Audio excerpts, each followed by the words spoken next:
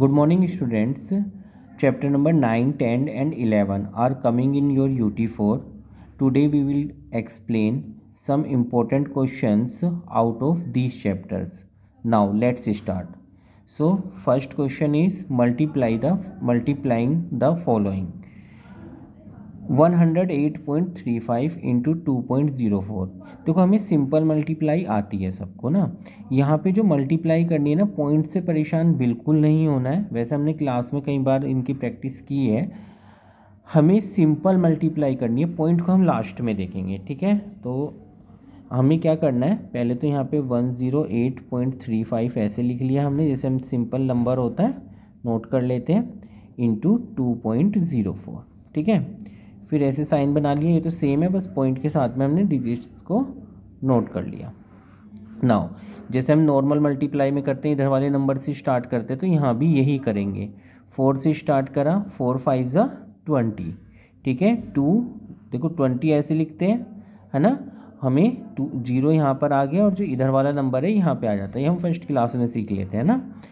4 3 ज़ा 12 और 2 कितना हो गया 14, 1 कैरी में चला गया, ठीक है। 4 8 ज़ा 32 एंड 1 33, 3 कैरी में चला गया। 4 0 ज़ा 0 एंड प्लस 3 करेंगे उसमें तो 3 आएगा, क्योंकि if we add any number with 0 then we get the same number, okay. तो हमारा 3 एज इट इज़ आ जाएगा। 4 1 ज़ा 4, ये तो हमें सबको आता है, ठीक है। फिर मल्टीप्लाई का साइन कर लगाते हैं, ठीक है। और अब 0 से मल्टीप्लाई करनी है, and we all know that if we multiply any number by 0 then we get 0, ठीक है। हम जब भी किसी भी नंबर की 0 से मल्टीप्लाई करते हैं तो हमें 0 ही मिलता है, ये हम सबको पता है, ठीक है। तो बस सिंपल है, 0 5 ज़ा 0। और हाँ देखो ध्यान देना है, नंबर के नीचे नंबर भी लिखना है, और हमें ये जो क्रॉस का साइन है यहाँ पे लास्ट वाले नंबर के नीचे लगाना है, इधर मत लगा देना, गलत हो जाएगा आपका, ठीक है।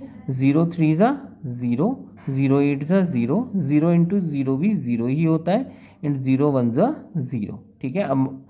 अब जब ये दो हो गए नंबर, अब तीसरा नंबर लेंगे, थर्ड नंबर।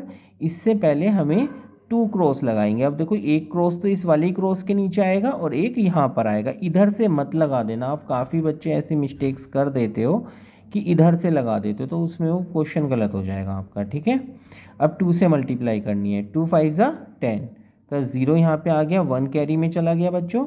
2 3 ज़ा 6, 6 और 1 7, ठीक है। 2 8 ज़ा 16, ठीक है। 1 कैरी में चला गया बच्चों। 2 0 ज़ा 0 और 1 का 1 आ गया, 2 1 ज़ा 2, ठीक है। अब कुछ नहीं करना, सिंपल इन्हें प्लस कर देना। देखो अभी तक मैंने पॉइंट से कोई परेशानी नहीं हुई हमें, हमने पॉइंट का यूज़ ही नहीं करा, बस अभी लगे हुए हैं पॉइंट। जैसे सिंपल मल्टीप्लाई होती है वैसे ही मल्टीप्लाई होती है, ठीक है। अभी तक आप पॉइंट भूल जाओ, लास्ट में देखेंगे पॉइंट को, ठीक है। 0 आ गया, 4 + 0 4, ठीक है। 3 आपका 3 + 7 10, 1 कैरी चला गया हमारे पास, ठीक है।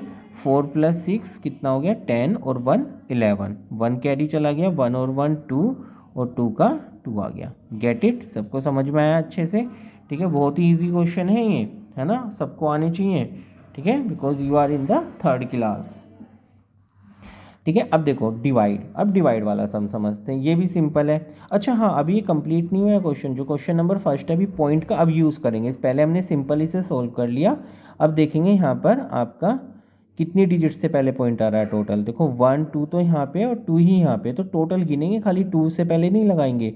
1 2 3 4, ठीक है।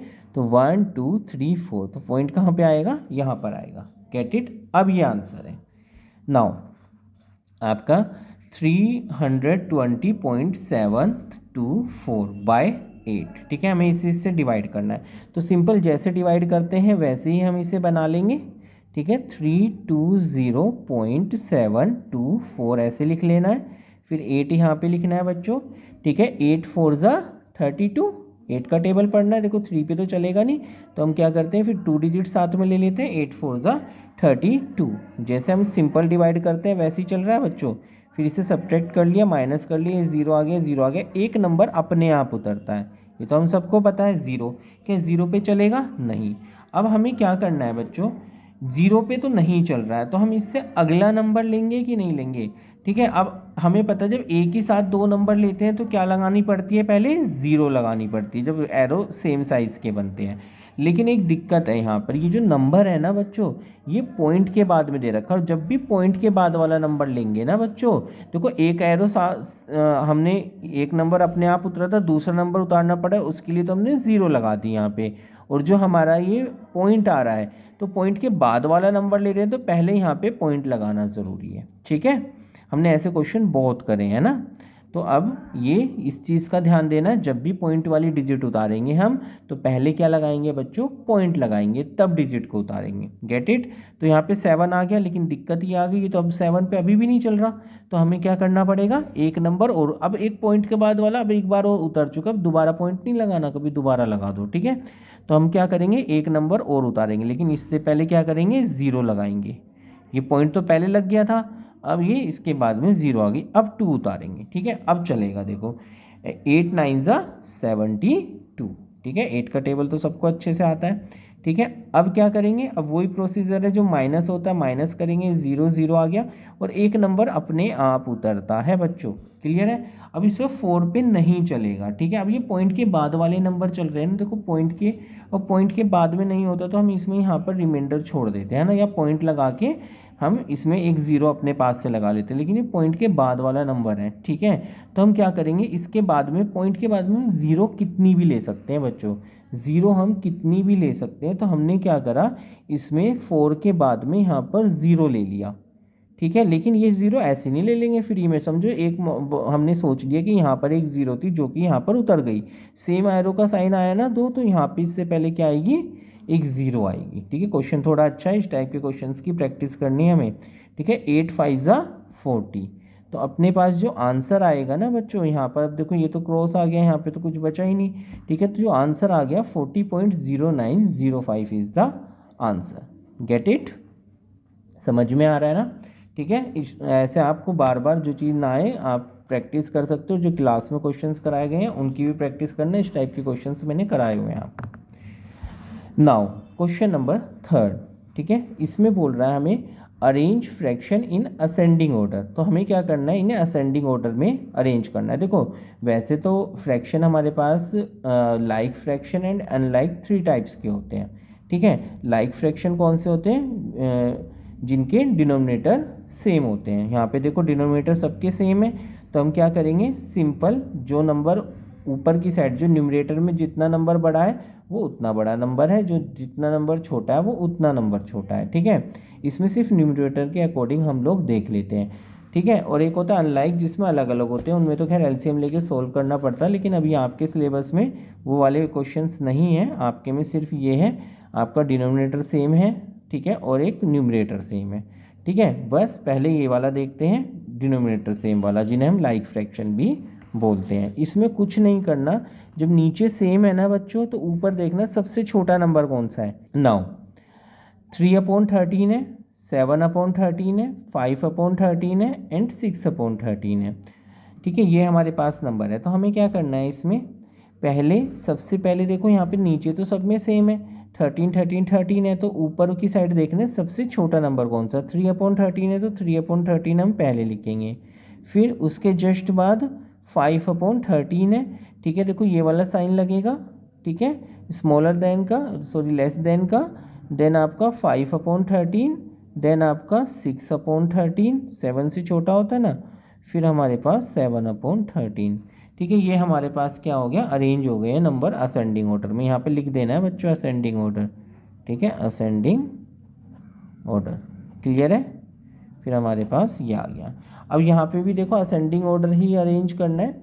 ठीक है, लेकिन बस यहाँ पे क्या है, डिफरेंस क्या है दोनों क्वेश्चन में, यहाँ पे आपका डिनोमिनेटर सेम था, यहाँ पे आपका न्यूमरेटर सेम है। ठीक है, अब देखो यहाँ पे जब न्यूमरेटर सेम होता है ना, तो यहाँ पे एक चीज़ चलती है, देखो जितने बड़े नंबर से हम डिवाइड करेंगे ना उतना छोटा नंबर मिलता है, तो यहाँ पर जो नीचे की साइड जितना बड़ा नंबर होगा वो नंबर उतना ही छोटा होगा। तो यहाँ पे सबसे बड़ा नंबर नीचे की साइड कौन सा, 15 है ना, तो 2/15 जो है सबसे छोटा नंबर हो गया। तो हमने सबसे पहले यहाँ पे लिख लेते हैं डिसेंडिंग ऑर्डर बच्चों। ठीक है, सॉरी असेंडिंग ऑर्डर में अरेंज करना है, तो असेंडिंग ऑर्डर लिख लो यहाँ पे, असेंडिंग ऑर्डर। तो हमारे पास जब असेंडिंग ऑर्डर में हम अरेंज करेंगे तो सबसे पहले लिखेंगे 2/15, देन उसके बाद कितना है हमारे पास 3/13, सॉरी 2/13 आ गया। फिर इसके बाद देखो 2 और नीचे 9 है, इसमें 2 है, तो ये वाला बड़ा है, तो ये वाला नंबर ज़्यादा छोटा होगा इससे, फिर 2/9 आ गया, फिर आपका 2/2 आ गया। ये हमारा अरेंज हो गया। ठीक है, कहने का मतलब ये है कि देखो जब आपका डिनोमिनेटर सेम होगा तो ऊपर की साइड नंबर छोटा है, जो सबसे छोटा वो सबसे छोटा होता है, लेकिन जब हमारा न्यूमरेटर सेम होता है, डिनोमिनेटर आपका अलग अलग होते हैं, तो हम लोग ये देखते हैं कि जो नीचे की साइड जितना बड़ा नंबर होगा ना, ऊपर के तो सेम हो गए, नीचे जितना बड़ा नंबर होगा उतना ही छोटा होता है। क्योंकि देखो एक एग्जांपल लेके देखते हैं, अगर जो मैं यहाँ पर आपका 6/2 करूँ और आपका 6/3 करूँ, अब कौन सा नंबर यहाँ पे बड़ा है कौन सा छोटा है, तो देखो यहाँ पे ये वाला डिनोमिनेटर ये सेम है, ऊपर तो सेम है, नीचे अलग अलग है, तो नीचे ये वाला नंबर बड़ा है तो ये छोटा आएगा, ये वाला बड़ा आएगा, उल्टा चलता है इसमें। तो हमने देखो क्यों हुआ ऐसा, हमने 3 से यहाँ पे डिवाइड करा, 3 1 ज़ा 3, 3 2 ज़ा 6, यहाँ पे तो 2 आया। अब 2 से डिवाइड करा, 2 1 ज़ा 2, 2 3 ज़ा 6, तो ये नंबर बड़ा आया ना। तो कहने का मतलब ये है कि जब भी डिनोमिनेटर में जितने हम बड़े नंबर से डिवाइड करेंगे उतना ही छोटा नंबर हमें मिलने वाला है। Get it now. अब आ जाओ यहाँ पर क्वेश्चन नंबर 4। ये देखो यहाँ पे क्या है, हमें एडिशन करना है और ये लाइक फ्रैक्शन है जिसमें आपका वही डिनोमिनेटर सेम है। तो इसका सिंपल सा तरीका ये होता है कि हम नीचे एक लाइन खींचेंगे लंबी सी और यहाँ पे 19 लिख लेना है, सेम नंबर। ठीक है, फिर हम क्या करेंगे बच्चों, यहाँ पे जो ऊपर जैसे दे रखे हैं उन्हें एज इट इज़ लिख देंगे, 4 + 6 + 14। जब आप आगे वाले क्वेश्चंस देखेंगे तो उनमें क्या आएगा आपका, ये लाइक फ्रैक्शन वाली फॉर्म है जिसमें डिनोमिनेटर सेम होता है, अनलाइक में फिर एलसीएम लेके करते हैं। ठीक है, ये भी एलसीएम लेके हो सकता है, लेकिन देखो तीनों नंबर सेम है तो 19 और 19 का एलसीएम 19 ही आएगा। लेकिन आपको बस इतना समझना है, जब भी इस टाइप के क्वेश्चंस होंगे जिनमें डिनोमिनेटर सेम है, हम क्या करेंगे, एक लंबी सी लाइन ड्रॉ करेंगे यहाँ पे, और फिर हम यहाँ पर आपका 19 जो नंबर नीचे दे रखा वो लिख लेंगे, और बाकी नंबर जैसे ऊपर जो साइन के साथ में दे रखे हैं वो लिख लिया। फिर हम इन्हें प्लस कर लेंगे। देखो 6 + 4 10 होता है, 10 + 14 कितना होता है अपने पास 24/19। अब देखो ये इम्प्रॉपर फ्रैक्शन बन गया, ऊपर वाला बड़ा है तो ये तो हमें चेंज करना सबको आता है। इसे 24 को 19 से डिवाइड करा, 19 1 ज़ा 19, कितना रिमेनिंग बचा हमारे पास, रिमाइंडर जो हो गया 5 हो गया, तो हमने 5 ऊपर लिख दिया, तो हमारे पास आ गया 1/5/19 is the answer. Gate it now. Question number 5 subtraction. तो यहाँ पे भी हम क्या करेंगे, सेम है, बस आपका सब्ट्रैक्शन वाला क्वेश्चन है, लेकिन है तो आपका लाइक फ्रैक्शन ना, डिनोमिनेटर सेम है, तो हमें लंबी सी लाइन खींचनी है, 10 यहाँ पर लिख लेना है, फिर ये 18 - 16 आ गया। फिर हमने यहाँ पे करा तो ये कितना आ गया, 18 - 16 कितना होता है 2, और ये नीचे 10, ये नीचे वाला भूलना नहीं है। अब देखो दोनों ही नंबर सेम नंबर से कैंसिल हो रहे हैं तो कर लेंगे, 2 1 ज़ा 2, 2 5 ज़ा 10, तो 1/5 इज द आंसर।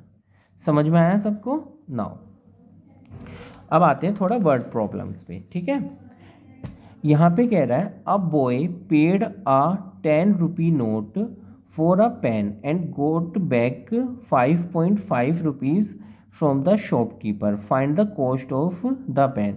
देखो यहाँ पे कह रहा है कि जो बॉय है वो 10 रुपी नोट जो है पेड करता है एक पेन के लिए, ठीक है, और उसे कितने वापस मिलते हैं शॉपकीपर से, 5.50। तो उसे की जो कॉस्ट है पेन की वो क्या है, ठीक है। तो देखो ये क्वेश्चन बिल्कुल सिंपल है, जैसे मान के चलो आपने 10 रुपीज़ दिए शॉपकीपर को और उसने आपको 4 रुपीज़ रिटर्न कर दिए, तो आपको वो आपकी जो पेन की कॉस्ट है वो एक्चुअली उसने 6 रुपीज़ कट करे ना आपके, तो यहाँ पर सेम ऐसी ही बात हो रही है, ठीक है।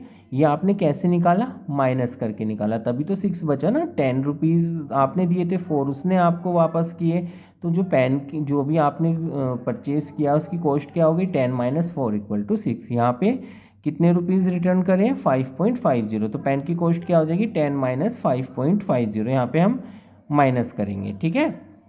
तो हमारे पास हमें एक चीज़ पता है, देखो पॉइंट को प्लस या माइनस करते हैं तो पॉइंट को पॉइंट के नीचे रखना बहुत ज़रूरी होता है। अब यहाँ पे तो 10 के बाद तो कोई पॉइंट दे नहीं रखा, तो कोई परेशान होने की बात नहीं है। हम यहाँ पे पॉइंट के बाद 2 डिजिट है तो हम पॉइंट लगा के 2 डिजिट अपने आप बना लेते हैं 0 लगा के, ठीक है।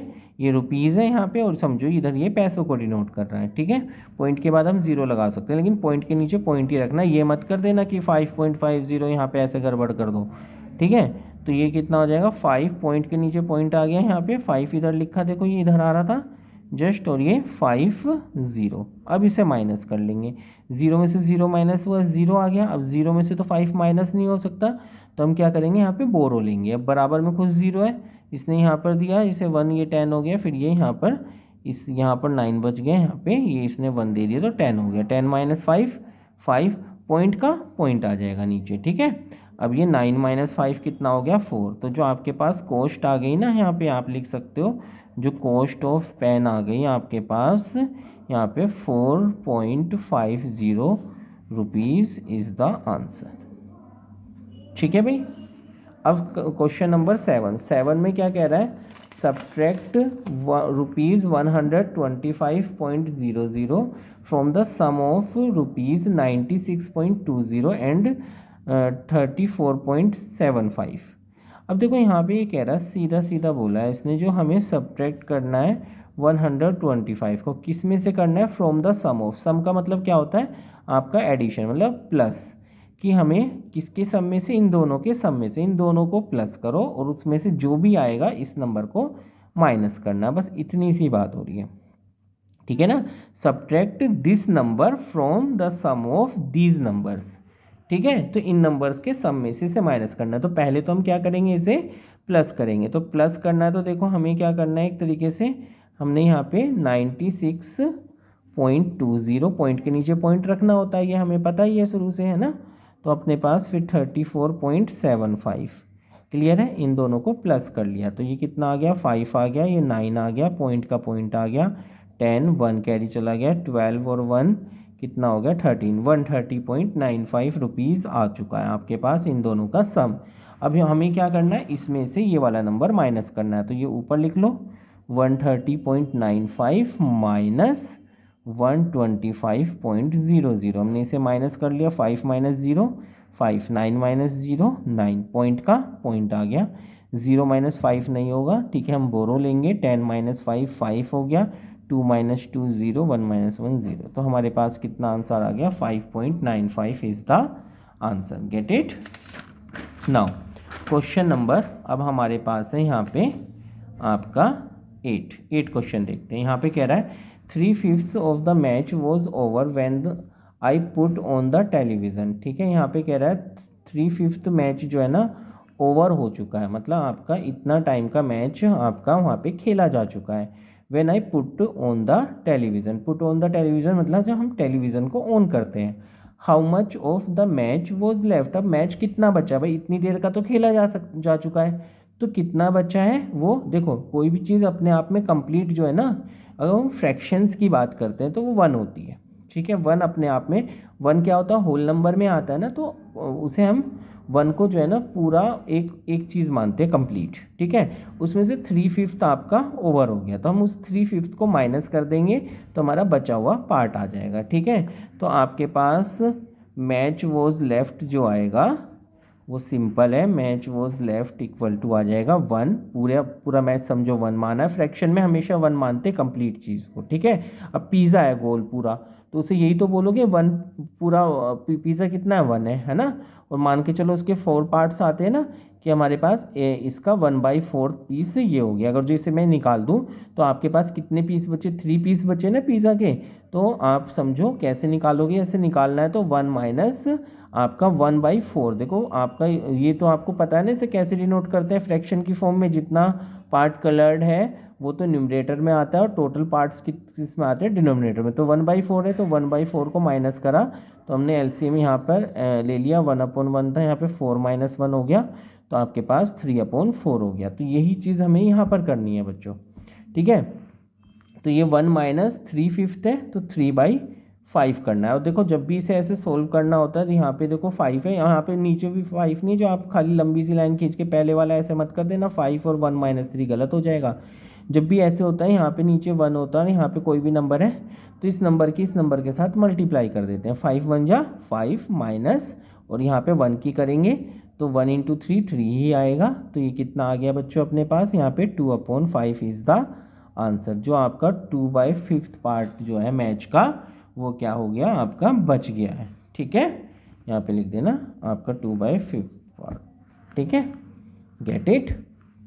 नाउ क्वेश्चन नंबर 9, यहाँ पे कह रहा है Sammy needs 1/8 and 3/8 parts of his book in 2 days। ठीक है, देखो कोई एक बच्चा है जो कि मतलब आपका बुक को रीड कर रहा है 1/8 और 3/8 पार्ट को आपका 2 days में कर रहा है कि इसने 1/8 पढ़ा फिर आपका 3/8 पार्ट पढ़ा। ठीक है, 2 days के अंदर। What part of the read did he read in the 2 days, तो उसने कितना पार्ट कर लिया, दोनों को प्लस कर दो, फिर दोनों दिन में मिला के उसने कितना पार्ट जो है बुक का रीड करा, तो दोनों को हम सिंपल प्लस कर देंगे। ठीक है, तो आपका आ जाएगा ही read in 2 days equal to, हम यहाँ पे कर देंगे 1/8 प्लस 3/8 एलसीएम। अब तो देखो सीधी सी सिंपल सी फॉर्म है, 8 हमारा यहाँ पे क्या है डिनोमिनेटर में है, तो हमारे पास 8 सेम आ जाएगा और ये कितना हो गया 1 + 3, तो हमारे पास आ गया 4/8। तो आपने कैंसिल कर लिया, 4 1 ज़ा 4, 4 2 ज़ा 8, तो 1/2 पार्ट। ठीक है, उसने समझो 1/2 पार्ट जो है बुक का रीड कर लिया, मतलब आधी बुक पढ़ ली है। गेट इट, समझ में आया। नेक्स्ट क्वेश्चन है आपका क्वेश्चन नंबर 10, यहाँ पे कह रहा है 3/5 ऑफ द मैच। अच्छा okay, I wrote the same question. Okay कोई नहीं, तो हम अभी आज के रिवीजन में 9 क्वेश्चन तक रखते हैं बच्चों, क्योंकि हमने गलती से जो है ये मैंने सेम क्वेश्चन नोट कर दिया है। ठीक है, लेकिन इसका मतलब ये बिल्कुल नहीं है कि ये क्वेश्चन टेस्ट में है ना, इनमें से कुछ क्वेश्चन होंगे और इसी टाइप के क्वेश्चन से आपको पूरा सिलेबस मीन्स आपका पूरा चैप्टर अच्छे से पढ़ना है। ठीक है, तब आपको अच्छे से मार्क्स आ पाएंगे, और मैथ्स में आपको फुल मार्क्स लेके आने होते हैं। ठीक है, तो आज हमने चैप्टर 9 एंड 10 का रिवीजन करा है, कल हम चैप्टर नंबर 11 का रिवीजन करेंगे। Get it, okay, bye bye students.